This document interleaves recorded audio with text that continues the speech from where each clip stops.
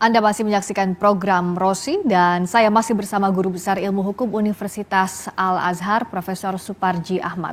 Prof, bagaimana membacanya? Kenapa perlu tadi permintaan maaf dari Marcel Santoso, pengacara Wilmar Group, dipublikasikan, dirilis yang dilakukan oleh Kejaksaan Agung? Ya, bahwa substansi narasi yang disampaikan kan sebuah penyesalan, pengakuan atas kesalahan sebelumnya. Mengapa ini perlu diungkapkan ke publik? Ya, saya kira adalah bagian untuk mengklarifikasi atas informasi-informasi sebelumnya. Dan kenapa harus diklarifikasi? Untuk membangun kepercayaan institusi. Kenapa harus dibangun kepercayaan institusi? Karena penting institusi harus terpercaya oleh publik, oleh negara, oleh warga negara. Karena kalau sampai ada satu persepsi yang meragukan reputasi, meragukan terhadap institusi, maka akan menyebabkan itu tidak berjalan sesuai dengan mekanisme hukum yang berlaku.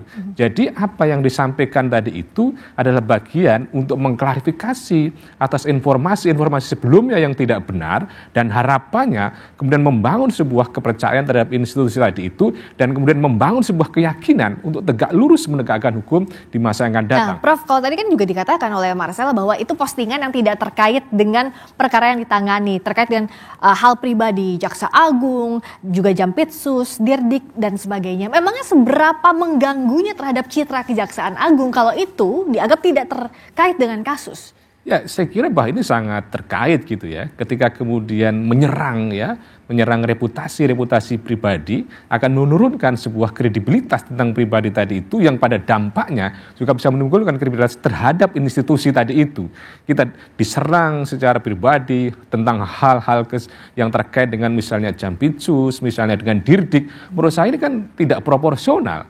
Dalam konteks ini adalah ketika menyerang berarti tidak proporsional, menjadi tidak proporsional lagi, kemudian juga mengkaitkan perkara satu dengan misalnya soal pribadi tadi itu. Jadi menurut saya ini adalah apa yang dilakukan menjadi pembelajaran ke depan. Jangan sampai orang berperkara menyerang pribadi misalnya penegak hukum gitu.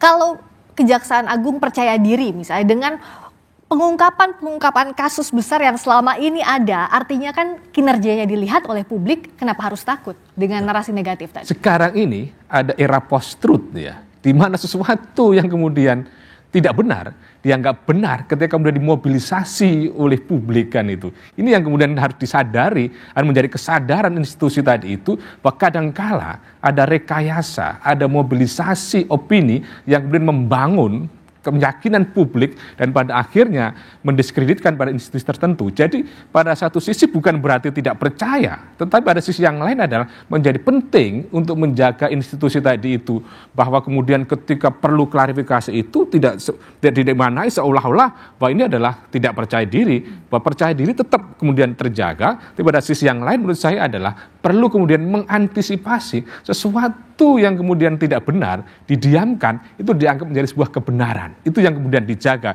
Maka perlulah kemudian klarifikasi, dan ini langsung dari sumbernya yang mengklarifikasi tadi itu. Pengakuan narasi-narasi yang dulu itu ternyata tidak terkait, dan itu adalah kemudian sesuatu narasi yang tidak benar gitu. Ketakutan akan post-truth, tapi seberapa mengkhawatirkannya ini kalau kita lihat tadi indikatornya selain maraton pengungkapan sejumlah kasus besar, kalau kita lihat dari citra positif penegak hukum, Kejaksaan Agung ini menempati 2 teratas setidaknya dalam beberapa survei terakhir, misalnya Litbang Kompas di bulan Januari. Citra positif Kejagung ini 70%. Jika melihat trennya ini naik dari 68,1% pada Juni 2024. Begitu pula misalnya survei LSI soal kepercayaan publik. Ada 77% yang percaya sama Kejagung. Kenapa masih harus terganggu atau terusik dengan adanya ancaman-ancaman framing tadi? Bahwa memang betul ya, di bawah kepemimpinan Profesor Burhanuddin, reputasi ya Jaksa Agung sekarang itu selalu tertinggi dibandingkan dengan aparat penegak hukum yang lain. Tapi kan bukan berarti kemudian berleha-leha, santai terus kemudian membiarkan institusi ini diserang dengan hal-hal yang tidak benar. Jadi pada satu sisi adalah berkepentingan supaya orang tidak sembarangan menyampaikan sebuah narasi yang fiktif, narasi yang negatif tanpa suatu bukti. Pada sisi yang lain adalah bagian untuk kembali meningkatkan reputasi dari institusi itu. Jadi berkaitan dengan ini tidak semata-mata hanya berkepentingan untuk kemudian yakin publik atas citra lembaga tadi itu, tapi bahwa ini juga berdampak bagaimana ke depan tidak sembarangan orang membuat opini yang tidak benar gitu loh. Ya. Dan bagaimana juga Kejaksaan Agung harus menjawab, karena dengan klarifikasi tadi tidak serta-merta publik percaya oke, selama ini ada citra negatif yang dibangun terhadap Kejaksaan Agung. Tapi banyak juga pertanyaan, jangan-jangan ini Marcella dalam intervensi Kejagung, posisinya sebagai saat ini kan terjadi kasus tersangka dalam kasus ini. Nah tapi di sisi lain ada intervensi nggak dari Kejagung terhadap tersangka dalam kasus ini? Saya kira apa yang dilakukan tadi kan pengungkap hati nurani yang paling dalam. Dengan demikian kan kesadaran diri, bukan sebuah intervensi. Apa sih indikasinya ada intervensi dan tidak dengan permintaan maaf tersangka? Ya, kalau kemudian bagaimana kita mengindikasikan apa yang dilakukan sebuah kesadaran, sebuah intervensi, saya kira kan bisa dilihat dari bagaimana dia menyampaikan narasi tadi itu. Dan harapannya bahwa yang disampaikan tadi itu bukan sebuah rekayasa, tapi sebuah kesadaran gitu. Dan saya kira juga menjadi penting bahwa tidak mungkin misalnya aparat penegak hukum itu melakukan intervensi, melakukan penekanan, melakukan paksaan, karena itu bertentangan dengan hukum acara, bertentangan dengan hak asasi manusia. Jadi dalam konteks apa yang disampaikan oleh tersangka tadi itu adalah dalam rangka kemudian mengklarifikasi berita-berita sebelumnya, dan kenapa perlu diklarifikasi supaya membangun sebuah kepercayaan publik pada institusi tadi, dan pada akhirnya adalah ke depan ada perbaikan-perbaikan supaya orang tidak sembarangan membuat opini yang menyudutkan dengan data hal-hal pribadi yang tidak relevan dengan perkara yang sedang ditangani gitu.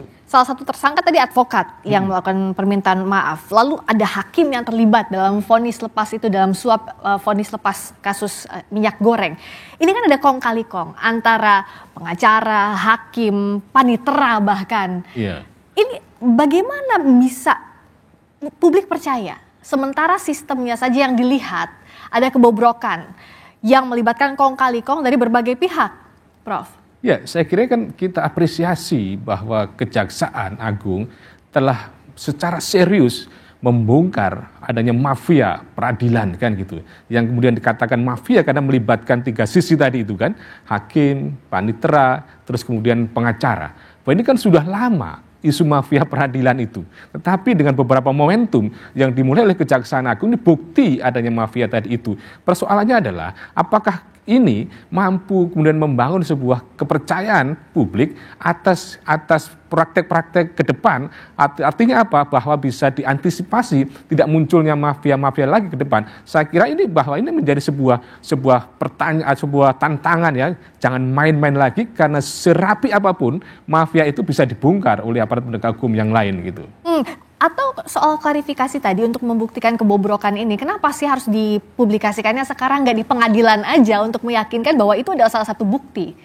Ya, momentum bagaimana kemudian disampaikan dalam proses misalnya penyidikan sekarang ini, karena pertimbangannya bahwa yang bersangkutan masih dalam proses penyidikan atau proses pemeriksaan oleh jaksa penuntut umum ya, dan seandainya nanti ketika dalam proses persidangan kan menjadi kewenangan misalnya hakim untuk mengaturnya tentang persidangan tadi itu. Dan lagi-lagi bahwa ini kita jangan kemudian maknai bahwa apa yang dilakukan oleh tadi itu karena intervensi, tapi adalah karena kemudian satu kesadaran.